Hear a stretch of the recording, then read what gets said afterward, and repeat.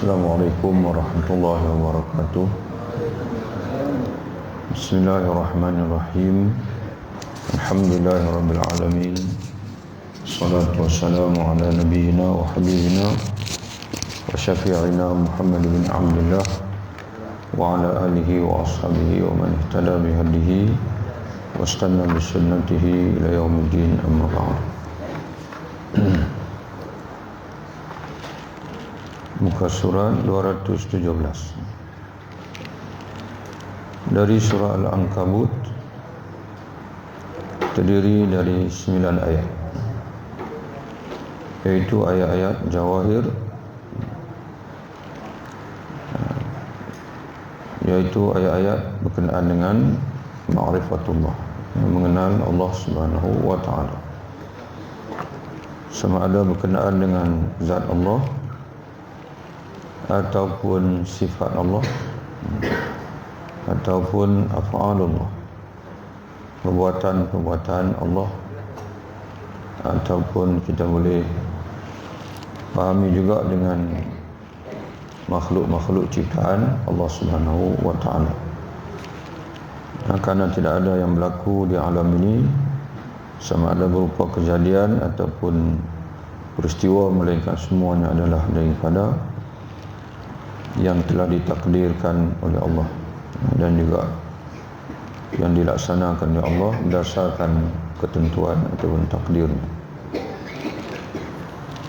Qala Allah Subhanahu wa ta'ala, a'udzu billahi minasyaitonir rajim, bismillahirrahmanirrahim. Awalam yarau kaifa yubdi'ullahu al-khalqa thumma yu'iduhu inna dzalika 'ala Allahi yasir. Dan apakah mereka tidak mematikan bagaimana Allah menciptakan manusia dari permulaannya?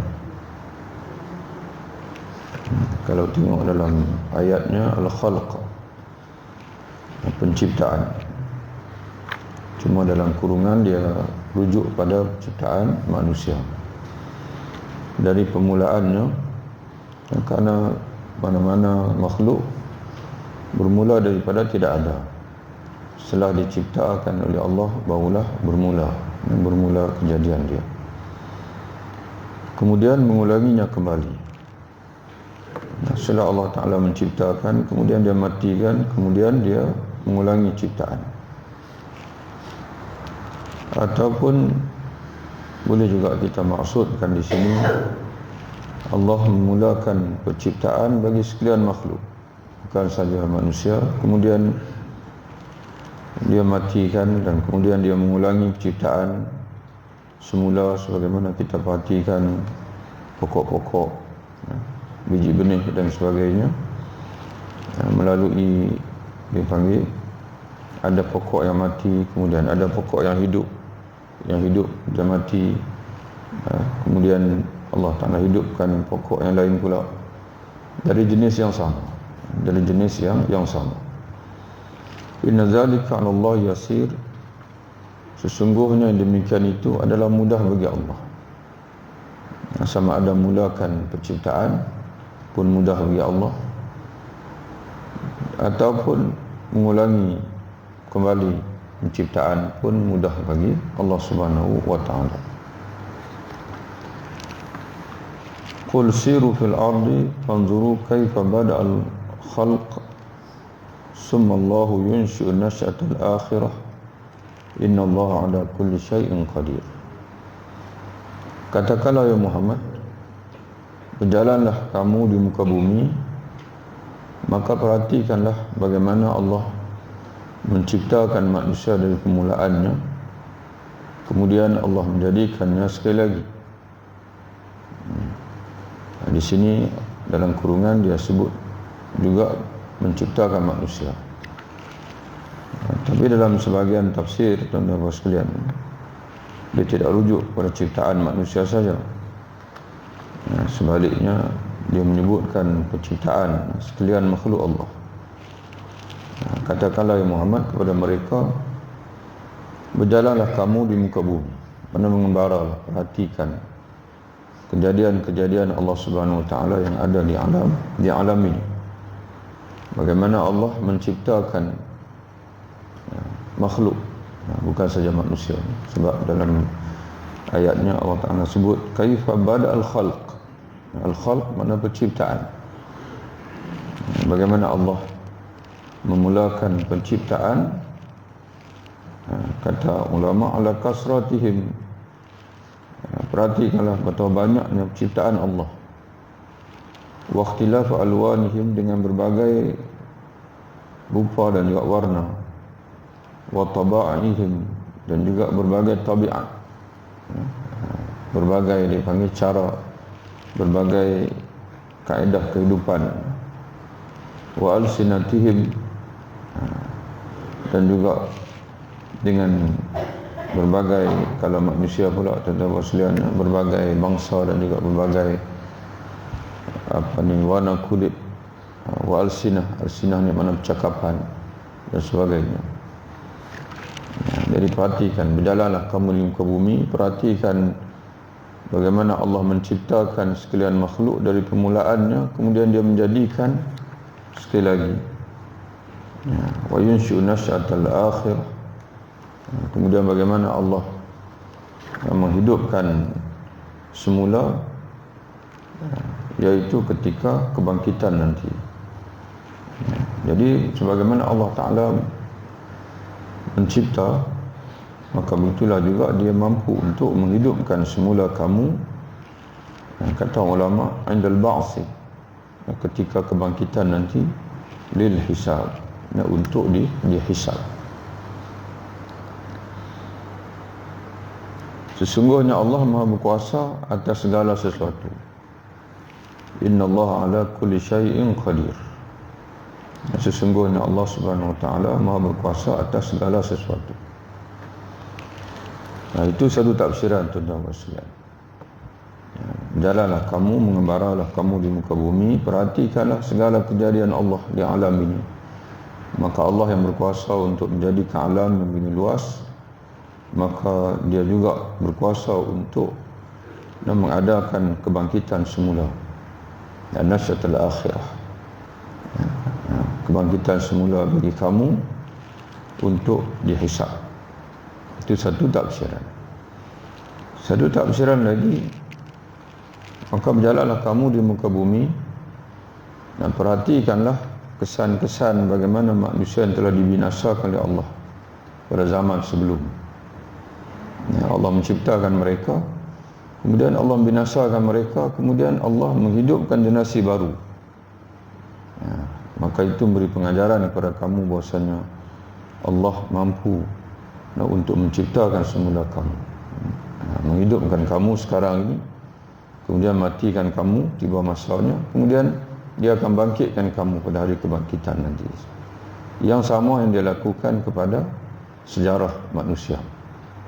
Kamu jalanlah lihat kesan-kesan kaum, sebagai contoh tuan-tuan sekalian, kita melawat Laut Mati sebagai contoh, bagi tuan-tuan yang pernah ke Jordan menziarahi Laut Mati, di situ hampiran situlah berlakunya kebinasaan kaum Nabi Lut yang ditenggelam, yang dibinasakan oleh Allah Subhanahu wa taala. Begitu juga kita menziarahi kawasan Hijr, satu daerah bersempadan Jordan dengan Arab Saudi. Itu kawasan penempatan kaum kaum Nabi Saleh, kaum Nabi Saleh. Jadi bila Allah Ta'ala, mereka yang dibinasakan itu dulunya hidup, kemudian Allah Ta'ala binasakan, dan Allah Ta'ala gantikan mereka dengan generasi yang baru. Jadi begitu juga tuan-tuan sekalian, Allah berkuasa menciptakan, dan dialah berkuasa mematikan atau membinasakan, dan dialah juga yang berkuasa untuk membangkitkan. Innallaha ala kulli syai'in qadir, karena sungguhnya Allah atas segala sesuatu Maha berkuasa. Allah mengazab, yu'azibu man yasha' wa yarham man yasha' wa ilaihi tuqlabun. Allah mengazab siapa yang dia kehendaki, iaitu kata ulama dalam tafsir, iaitulah orang kafir ataupun orang-orang yang menderhaka kepada dia. dan dia mengasihi, ataupun di sini diterjemah dan beri rahmat. Dalam ayatnya kata Allah yarham, yarham merahmati, mengasihi, beri rahmat, man yasha, kepada siapa yang dia kehendaki. Iaitu kata ulama dan tafsir, orang-orang beriman. Orang beriman wal al-musaddiqun hum al-mu'minuna bihi al-musaddiquna li rusulihi al-amiluna bi awamirihi wa nawahihi. Siapa yang Allah Ta'ala beri rahmat itu, iaitu kata ulama dan tafsir, orang-orang beriman, orang-orang yang beriman dengannya, membenarkan rasulnya, dan juga beramal dengan agamanya. Itu makna dia. Allah mengazab siapa yang dia kehendaki, iaitu orang kafir dan mendahaka kepadanya, dan dia merahmati kepada siapa yang dia kehendaki, iaitu orang-orang beriman dan juga orang-orang yang mengamalkan agamanya, dan hanya kepadanya lah kamu akan dikembalikan. Jadi sebab itu tuan-tuan dan puan-puan rahmatullahi Allah Ta'ala sekalian, kita baca Quran, di antara ayat yang banyak kita berjumpa ialah manusia ini akan kembali kepada Allah. Di antaranya dalam surah Al-Baqarah, di awal surah, ataupun dalam ayat-ayat di awal surah, di antara ayat di awal surah Al-Baqarah, Allah Subhanahu wa Ta'ala menyebutkan kaifa takfuruna billahi wa kuntum amwatan fa ahyaakum summa yumitukum summa yuhyikum summa ilaihi turja'un. Bagaimana kamu tergamak untuk kufur kepada Allah, padahal dialah yang menciptakan kamu, dan dialah kaifa takfuruna billahi wa kuntum amwatan, padahal kamu dulu adalah ibarat mayat-mayat, iaitu tidak ada. Kamu dulu ibarat ataupun merupakan jasad-jasad yang tidak ada nyawa, yang tidak ada ruh, iaitu pada ketika kata alim ulama dan tafsir, pada ketika hanya kita ini berupa janin yang mana yang hanya berupa mudghah, yang berupa nutfah, kemudian alaqah, kemudian mudghah. Kita hanya ada nyawa setelah berusia 120 hari. Sebelum itu kita hanyalah dipanggil benda-benda yang tidak bernyawa. Summa yuhyikum kuntum amwatan fa ahyaakum. Bagaimana kamu tergamak kufur kepada Allah, padahal kamu adalah ibarat mayat-mayat. Kemudian Allah menghidupkan kamu. Summa yumitukum, kemudian dia akan matikan kamu. Summa yuhyikum, kemudian dia menghidupkan kembali kamu. Allah Ta'ala bawa dengan fi'il mudhari', mana akan. Kemudian dia akan, padahal kamu dulu mati, mana tidak ada nyawa, tidak ada kehidupan. Kemudian dia telah menghidupkan kamu, mana sekarang ini kamu telah hidup, kerana dia yang telah memberi kehidupan kepada kamu.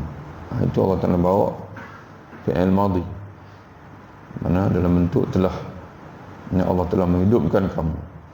Kemudian Allah bawa dengan fi'il mudhari', akan. Summa yumitukum, kemudian dia akan matikan kamu, mana tiba masa kamu akan mati, Allah akan matikan kamu. Kemudian fi'il mudhari' lagi, summa yuhyikum, kemudian dia akan menghidupkan kembali kamu. Summa ilaihi turja'un, kemudian kepadanya lah kamu akan dikembalikan. Kamu semua akan dikembalikan.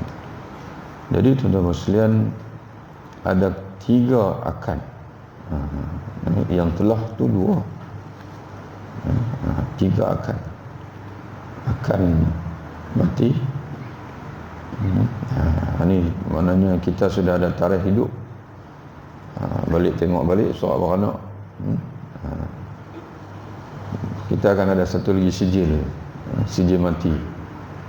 Yang tu sama-sama tunggulah. Kemudian akan yang kedua, akan dihidupkan semula. akan dihidupkan semula, mana dibangkitkan semula. Dan akan yang ketiga, menghadap Allah Ta'ala. Dalam hadis ini menyatakan laisa bainahu wa bainallahi turjuman. Tidak ada di antara kamu dan Allah sebarang penterjemah. Kita akan direct dengan Allah Subhanahu wa Ta'ala. Jadi sebab itu tuan-tuan sekalian, kita kena, bila kita menghadap Allah, kita menghadap dengan diri kita sendiri. Kita menghadap dengan diri kita sendiri. Allah akan menghisap kita dengan diri kita. Tapi kita di dunia ini, kita banyak berkisah dengan sekeliling kita. Kita banyak berkisah dengan sekeliling kita. Kita tak banyak berkisah dengan diri. Padahal kita nak menghadap Allah dengan diri kita.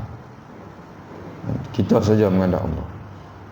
Tak ada orang kanan, tak ada kiri, tak ada depan, tak ada belakang, tak ada. Siapa pun tak ada. Kita saja yang ada. Jadi sebab itu tuan-tuan sekalian, bukan bermakna kita tak perlu ambil kisah sekeliling kita. Ya, kita kena ambil kisah sekeliling kita, tapi dalam kerangka diri sendiri. Apa yang patut kita buat untuk Allah, tanggungjawab pada Allah, tanggungjawab pada makhluk. Bukan semata-mata mengambil kisah sekeliling kita tu kerana orang sekeliling kita tu. Kerana apa tanggungjawab kita pada dia. Itu saja. Kalau tak perlu, maka Nabi sebut min husnil islamil mar'i tarkuhu ma la ya'nihi. Ini untuk peringatan kita bersamalah tuan-tuan sekalian. Di antara keelokan Islam seseorang itu, mana di antara tanda bahasanya kita beragama tu, agama kita tu elok, ialah tarkuhu ma la ya'nihi. Dia meninggalkan apa yang tak ada kena-mengena dengan dia. Mana dia buat apa yang ada kena-mengena saja, apa yang penting saja, apa yang perlu saja. Sebagai contoh tuan-tuan sekalian, kita nak sembang pasal orang, kita kena tanya, perlu tak sembang? Perlu tak sembang pasal dia? Kita rasa perlu, ya perlu, tanggungjawab kita, sembang. Tapi kalau tak perlu, tak payah sembang. Itu orang panggil mengumpat. Bila dah mengumpat tu makna memang tak perlu. Bersembang pasal orang lain semata-mata seronok bersembang, melihat keburukan dia, itu dipanggil ribah. Yang tak ribahnya bila sembang pasal keburukan diri sendiri, itu tidak ribah. Duduk seorang-seorang sembang dengan diri sendiri, pasal apa kamu buat, tak takutkah kamu azab Allah Subhanahu Wa Taala? Wahai diri, kenapa kamu jahat? Kenapa kamu tak semayang? Kenapa kamu tak puasa? Kenapa kamu tak buat itu ini? Kenapa kamu buat itu ini tak sepatut kamu buat? Itu dia panggil muhasabah. Sembang pasal diri sendiri dia panggil muhasabah. Sembang pasal keburukan orang lain dia panggil ghibatun. Jadi sebab itu tuan-tuan sekalian, Allah Ta'ala sebut wa ilaihi tuqlabun wa ma antum bimu'jizina fil ardi wala fis sama' wa ma lakum min dunillahi min waliyyin wala nasir. Dan kamu sekali-kali tidak dapat melepaskan diri dari azab Allah di bumi, dan tidak pula di langit. Jika Allah Ta'ala nak mengazabkan kamu, azab kamu, sama ada kamu berada di bumi ataupun berada di langit mana sekalipun, wa ma antum bimu'jizin, kamu tidak akan dapat berlepas diri dari Allah. Wa ma lakum min dunillahi min waliyyin wala nasir. Dan sekali-kali tiadalah bagi kamu min waliyyin, sebarang pelindung, wala nasir, dan juga sebarang penolong selain dari Allah. Jadi tuan-tuan sekalian, kalau kita perhatikan di sini dia terjemah pelindung. Dalam bahasa Qurannya itu wali. Wa ma lakum min dunillahi min waliyyin. Tidak ada bagi kamu min dunillah, dari selain Allah. Min waliyyin nakirah, sebarang, dari sebarang, sebarang wali. Di sini dia terjemah pelindung. Tapi sebenarnya wali ni tuan-tuan sekalian, satu kalimah yang cukup luas makna dia. bagi kita dalam Quran, kalau kita ni sekarang ni kita nisbah kepada Allah Ta'ala lah, sebab ayat ini berkenaan Allah. Tapi wali ni bagi kita yang ada anak perempuan, tentu ada anak perempuan, bila dia nak kahwin, dia nak kena cari wali. Oleh sebab kita, ayah dia masih ada, kita lah wali. Bila kita tak ada, kebetulan seorang itu ayah tak ada, maka wali dia tok wan dia. Bila kalau tok wan tak ada, wali dia siapa tu sekalian? Saudara dia, dan saudara lelaki. Dan wali mesti perempuan, mesti lelaki. Yang wali mesti lelaki. Jadi wali di situ makna apa wali? Penjaga. Wali dengan makna penjaga. Tapi dalam Quran Allah Ta'ala sebut Allahu waliyul ladzina amanu. Allah adalah wali orang beriman. Allahu waliyul ladzina amanu. Maka di situ beri makna apa? Di sini dia cuma pelindung. Allah pelindung orang beriman. Wali dengan makna pelindung. Tapi bila kita rujuk pada ayat tadi, Allahu waliyul ladzina amanu, Allah adalah wali orang beriman. Ayat itu ada di hujung tu disambung. Allahu ladzina amanu yukhrijuhum, dia mengeluarkan mereka daripada kegelapan-kegelapan kepada cahaya. Maka itu tidak memberi makna pelindung. Itu diberi makna apa dan sekalian? Allah adalah wali orang beriman. Macam mana Allah wali orang beriman? Apa maksud dia? Kata Allah, yukhrijuhum, dia mengeluarkan mereka daripada kesesatan-kesesatan kepada cahaya. Kesesatan, zulumat, kegelapan-kegelapan kepada cahaya. Jadi wali di situ mungkin kita boleh memberi makna pembimbing. Dia membimbing kita, dia membimbing orang beriman menuju kepada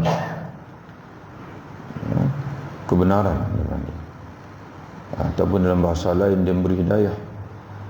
Jadi sebab itu tuan-tuan sekalian, kalau tak silap lah, wallahu a'lam, ada 6 kalimah wali ini, ada 6 maksud.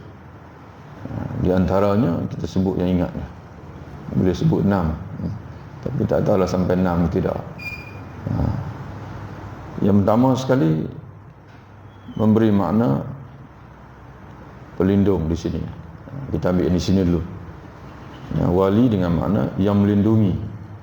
Tidak ada yang dapat melindungi kamu selain daripada Allah. Yang kedua, membimbing. Tidak ada yang dapat membimbing kamu. Kalau Allah Ta'ala membiarkan kamu dalam kesesatan, dengan mimpilah akan ada orang dapat menunjuki kamu. Hanya bila Allah Ta'ala nak bimbing kamu saja, kamu akan terbimbing. Yang ketiga adalah penolong. Tidak ada yang dapat menolong kamu. Kemudian lagi tuan-tuan sekalian, tidak ada yang dapat menjaga kamu, mengawasi kamu, yang menjaga kamu. Itu di antara makna wali. Dan di antara makna wali juga ialah setia.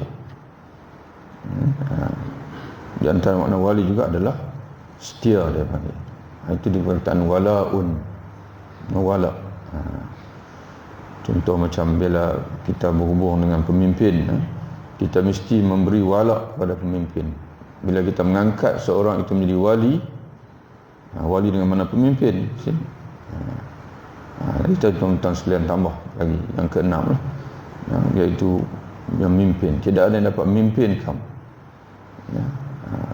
dengan kepimpinan yang sebenarnya melainkan Allah Subhanahu wa Ta'ala.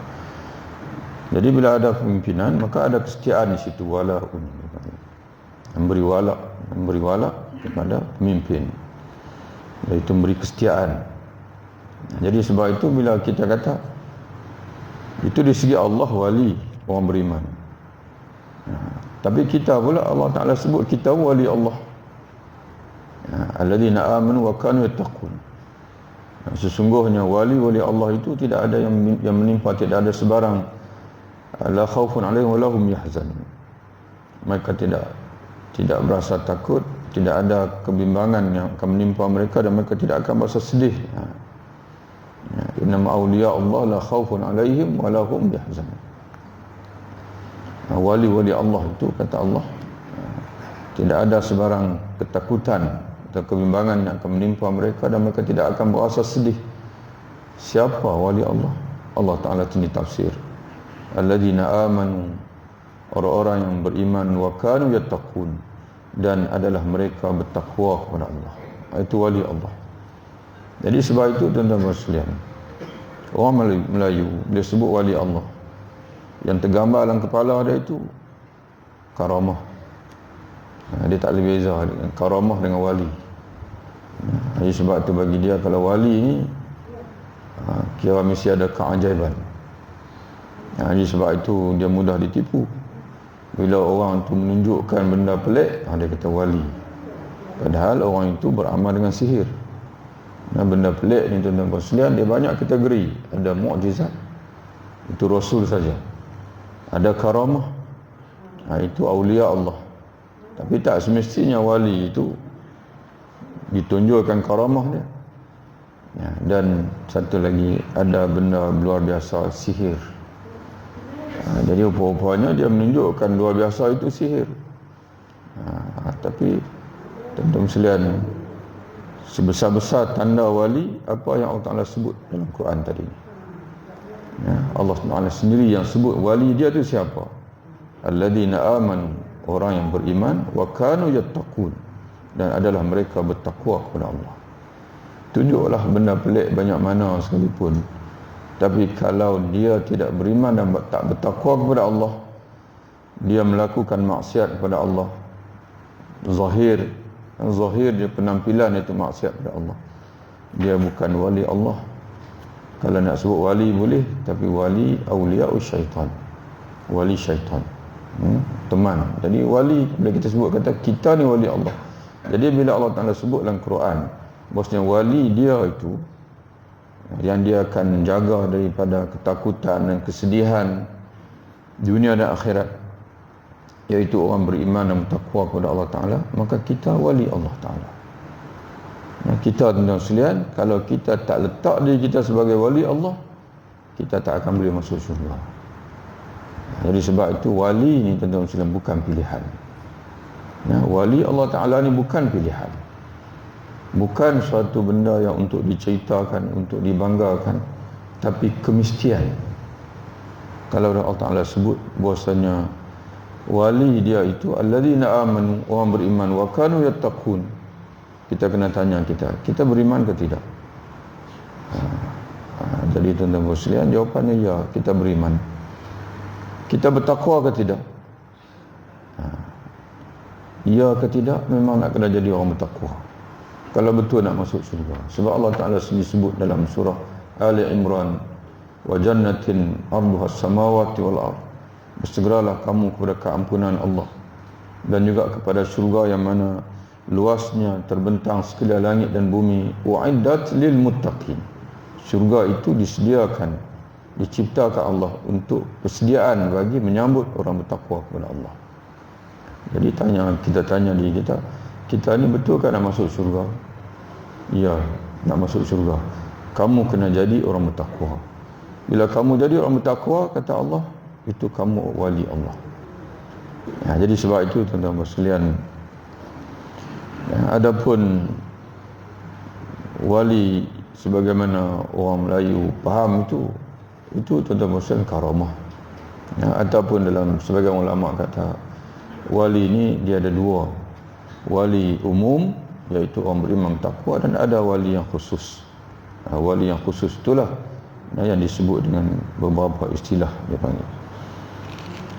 Kemudian Allah Ta'ala berfirman lagi dalam surah Al-Ankabut, wa ka'ayyin min dabatin la tahmilu rizqaha Allahu yarzuquha wa iyyakum wa huwas samiul alim. Dan berapa banyak binatang yang tidak dapat mengurus rezekinya sendiri. Wa ka'ayya min dabatin, betapa banyak makhluk yang berjalan di bumi itu, dabatin yang melata di bumi. Dan bahasa Arab moden hari ini, kereta kebal itu pun dipanggil dabah. Sebab kereta kebal ini dia melata di bumi. Itu ka'ayya min dabatin, di sini diterjemah binatang yang tidak dapat, la tahmilu rizqaha, betapa banyaknya binatang atau makhluk Allah yang melata, yang berjalan, yang hidup di bumi ini, la tahmilu rizqaha, masing-masing tidak memikul rezekinya sendiri, masing-masing dan tidak mengurus rezekinya sendiri. Habis siapa yang uruskan? Kata Allah, Allahu yarzuquha, Allah lah yang beri rezeki kepadanya, wa iyyakum, dan juga kepada kamu, wa was-sami'ul alim, dan dialah maha mendengar lagi maha mengetahui. Dia maha mendengar sekalian makhluknya, dan dia yang maha mengetahui sekalian makhluknya. Jadi sebab itu tuan-tuan sekalian, ayat ini, kalau kita tak tengok latar belakang ayat, kita tak boleh kait. Para mufassirin menyatakan bahawa Allah Ta'ala menurunkan ayat ini ada kaitan dengan hijrah. Karena ada di kalangan orang Islam, dia terfikir bila Allah Ta'ala suruh hijrah daripada Mekah ke Madinah, meninggalkan tanah air. Tuan-tuan bayangkanlah, kita tinggal, bila para sahabat terpaksa berhijrah, tinggal rumah duk ada elok-elok, nak kena tinggalkan. Kemudian ada ahli perniagaan yang penuh dengan harta perniagaan duduk di Mekah semua. Jadi bila mereka berhijrah ke Madinah, kosong. Di Madinah tak ada rumah pun, tak ada harta-harta perniagaan pun tidak ada di sana. Maka peringkat mula ada di kalangan mereka itu yang tengok macam mana kita nak duduk sana, rumah tak ada. Macam mana kita nak makan di sana, rumah tak ada. Siapa nak tolong kita? Maka Allah Ta'ala turunkan ayat ini. Jadi ayat ini ada kaitan dengan hijrah. Allah Ta'ala kata, Allah Ta'ala yang suruh kamu berhijrah, dia tahu macam nak uruskan kamu. Bukan saja dia uruskan kamu, bahkan semua makhluk dia yang melata atas muka bumi, bukan masing-masing urus rezeki, Allah Ta'ala yang menguruskan rezeki. Jadi Allah Ta'ala ini, Allah SWT, bila dia suruh kita, yakinlah dia yang akan uruskan kita. Jadi sebab itu tuan-tuan sekalian, tuan-tuan kita pernah baca kisah bagaimana saat ketika mana Ibrahim AS membawa Hajar dan juga Ismail dan diletakkan di Mekah. Pada ketika itu Mekah, Kaabah pun tak nampak. Sebagian kata Kaabah tertimbus pada ketika itu, dan melalui sejarah yang panjang di mana tidak ada penghuni pada ketika itu. Tapi Allah Ta'ala perintahkan Nabi Ibrahim AS bawa Hajar dan Ismail, tinggalkan di situ. Dan Nabi Ibrahim buat sebagaimana Allah Ta'ala suruh. Dan Allah Ta'ala tak bagi dia tinggal sama. Kamu kena balik. Sebab kamu ada misi di Palestin, di sana. Sebab itu Nabi Ibrahim AS, sejarah dia penuh dengan hijrah. Dan dia asal tuan-tuan buat tengok, dia berdepan dengan Namrud. Namrud tu di mana? Namrud tu di Babylon, di Iraq. Dia asal Iraq. Kemudian disuruh oleh Allah berhijrah ke Palestin. Sebab itu makam Nabi Ibrahim, kubur Nabi Ibrahim sekarang ni berada di Haram, di Hebron. Hebron tu di Palestin. Menjadi rebutan dengan orang, dengan Yahudi. Yahudi pun nak Nabi Ibrahim sebab Tok Wan dia, Bani Israel. Cuma alhamdulillah sekarang ni dia tak boleh dapat lagi. Dia dah dapat, Nabi Yusuf dia dapat, Nabi Yaqub kalau tak silap dia dapat. Dah boleh dekat dia. Dia tak boleh lagi tu Nabi Ishak masih berada di bawah, di dalam Nabi Ibrahim, Nabi Ishak masih, maknanya masih di bawah pengawasan orang Islam. Jadi tuan-tuan sekalian, Nabi Ibrahim AS bawa Hajar, Ismail pun masih kecil pada ketika itu, tinggal di di Mekah. Dia pun berangkat pulang. Hajar tak faham kenapa perlu mereka ditinggalkan di situ. Hajar, tuan-tuan Muslim, dia tak faham. Peringkat awal dia tak tahu. Lalu dia tanya Nabi Ibrahim AS, kenapa kamu tinggalkan kami di sini? Itu soalan dia. Palestin dan Muslim dengan Mekah lebih kurang jarak 1000 km, sebulan perjalanan. Sebulan perjalanan. Satu hari perjalanan 45 km. Orang zaman itu satu mahalah. 30 kali 40 lah tuan sekalian. Satu hari orang dulu boleh jalan 40 km, lebih kurang 1200 km. Sebab tu hijrah Nabi 10 hari daripada Mekah ke Madinah. Jarak Mekah Madinah lebih kurang 400 km. 10 hari perjalanan. Pada zaman itu satu hari 40 km. Jauh tuan-tuan sekalian, berjalan 1000 km lebih. Tinggalkan anak dan isteri di situ. Kemudian dia berangkat pulang. Ini Hajar tuan-tuan sekalian, kalau bahasa kita hari ini kita kata tukuh kaki lah.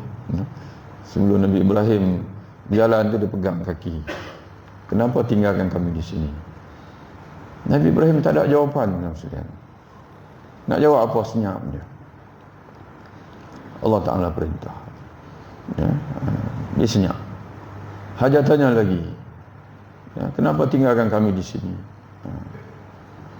Akhirnya bila Nabi Ibrahim senyap tak jawab, Hajar ditanya soalan last. Allahu amaraka bihaza? Adakah Allah yang suruh kamu buat ini?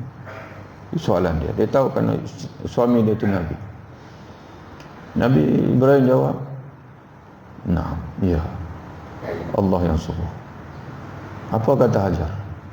Hajar kata, "Idzan lan yudayyi'an Allah." Kalau begitu, Allah pasti tidak akan membiarkan kami. Itu tuan-tuan sekalian. Itu ulasan dia panggil, ulasan Hajar. Kalau ini perintah Allah, tak apalah, pulanglah. Lan makna litabid, selama-lamanya. Lan yudayyi'an Allah. Kalau ini adalah perintah Allah, tak apalah, pulang. Allah sekali-kali tidak akan mensia-siakan kami, membiarkan kami. Memang betul tuan-tuan sekalian. Bermula daripada saat itulah bermulanya sejarah Mekah sampai ke hari ini. Allah tidak pernah biarkan siapa saja yang dipanggil mematuhi perintah-perintah. Jadi kita bersama tuan-tuan sekalian. Hijrahlah. Maka sahabat-sahabat pun semangat berhijrah. Dan memang Allah Ta'ala tak biarkan. Allah Ta'ala bagi kemenangan, gemilang-gemilang sampai ke hari ini. Jadi sebab itu kita pati benda-benda sebegini tuan-tuan sekalian. Bila kita tak baca Quran, kita banyak bergantung kepada benda. Pada zaman hari ini, bila dari sudut pemerintahan, dari sudut apa saja tuan-tuan sekalian, semua orang tengok ekonomi. Duit jatuh. Yang ni tak ada, yang ni tak ada. Semua belum lagi mau kembali kepada kitab Allah, kepada sunnah Nabi SAW. Semua melihat pada kebenaran. Jadi sebab itu tuan-tuan sekalian, dalam dunia ini cukup banyak pakai ekonomi, tapi ekonomi tak berubah, duduk macam tu juga. Jadi sebab itu kita kena pegang dengan ayat ini tuan-tuan sekalian. Jadi kerana itu dalam satu hadis, kita tutup dengan hadis tuan-tuan sekalian. Ini kita baca satu ayat saja untuk kumpulan yang kedua ni. Kita tengok satu hadis Nabi sebut, idza tawakkaltum 'ala Allah haqqa tawakkuli, bila kamu benar-benar bertawakal kepada Allah dengan haqqa tawakkuli, dengan tawakal yang hakiki, la razaqakumullah, nescaya Allah akan memberi rezeki kepada kamu, kama yarzuq, sebagaimana dia memberi rezeki kepada burung. Sebagaimana dia memberi rezeki kepada burung. Taghdu khimasan, burung ini kata Nabi keluar pada waktu pagi dalam keadaan perut kosong. Wa taruhu bitanan, tapi pulang pada waktu petang dalam keadaan perut penuh. Burung dia tak ada peti air rumah dia. Sebab tu dia tak ada simpanan. Bukan takat simpanan esok, lusa, tahun depan, hari tua, tuan-tuan sekalian. Simpanan untuk hari itu pun dia tak tahu di mana rezeki. Tapi tuan-tuan sekalian, kata Nabi, tak pernah dia pulang perut kosong. Ada saja rezeki Allah Ta'ala beri ilhamkan dia. Dan ilham Allah Ta'ala ni, bila tuan-tuan tengok dalam Quran, Allah Ta'ala sebut dengan perkataan wahyu. Allah Ta'ala beri wahyu kepada lebah. Allah Ta'ala beri wahyu kepada ibu Nabi Musa AS. Allah Ta'ala beri wahyu macam mana nak tangani Nabi Musa tu waktu lahir. Jadi sebab itu dari wahyu ni kata ulama dengan ilham. Kalau kita tawakal sungguh-sungguh kepada Allah, kita sentiasa akan mendapat wahyu, ilham daripada Allah. Masalah nak buat macam mana? Masalah nak buat macam mana? Masalah nak buat macam mana? Masalah nak buat macam mana? Tapi bila kita tidak bertawakal kepada Allah, banyak bertawakal kepada benda, banyak bertawakal kepada orang, banyak bertawakal kepada itu, ini dan sebagainya, maka Allah Ta'ala seolah-olah kata dekat kita, silakanlah hidup sendiri, aku tidak akan bimbing kamu. Allah tidak memberi wahyu lagi kepada kita. Jadi menyebabkan tuan-tuan sekalian, kita membina dan meruntuh pada masa yang sama. Kita membina dan meruntuh pada masa yang sama. Jadi sebab itu tuan-tuan sekalian, kesimpulannya kena kembali pada banyak baca Quran. Hanya dengan kita banyak baca Quran saja, kita tidak akan terlepas hakikat-hakikat yang penting dalam hidup kita. Wallahu a'lam bishawab. Assalamualaikum warahmatullahi wabarakatuh.